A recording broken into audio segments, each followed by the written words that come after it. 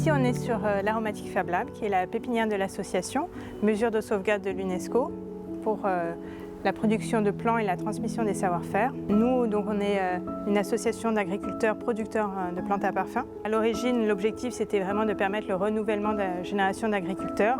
Et aujourd'hui, on a une action qui est quand même bien plus large, qui est de permettre de développer et de pérenniser toutes les activités autour de la filière plantes, arômes, parfums, cosmétiques.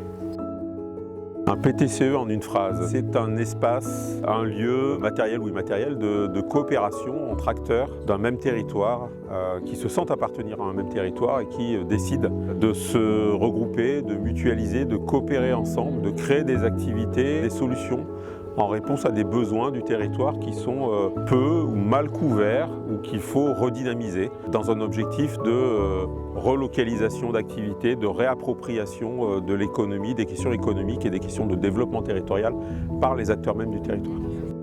Je crois que c'est indispensable d'avoir un regard dans lequel on associe tous les acteurs. On n'est pas là pour opposer une économie contre une autre, on est là pour conjuguer les forces. Ici, c'en est une preuve de dire voilà, il y a des choses qui peuvent se faire, qui n'auraient pas été peut-être émergentes ou qui n'auraient pas permis d'éclore, si je peux dire ça comme ça, si nous n'avions pas eu une approche tournée vers l'économie sociale et solidaire qui conjugue les forces en présence sur le territoire. C'est ce qu'on fait, c'est ce qu'on porte et on montre que ça génère de l'emploi, que ça irrigue les territoires et que ça permet d'aider un certain nombre de nos concitoyens à trouver un chemin professionnel, un chemin associatif et tout simplement se réaliser sur le territoire.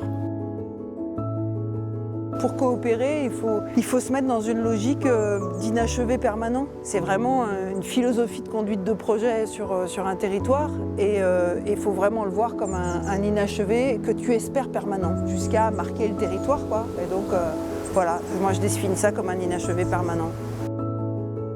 Le collectif, il est en fait une histoire de rencontre entre des hommes et des femmes d'un même territoire.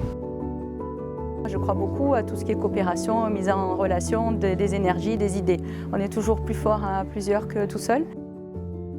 Pour créer le collectif, je dirais que c'est vraiment le temps long. Créer de la confiance.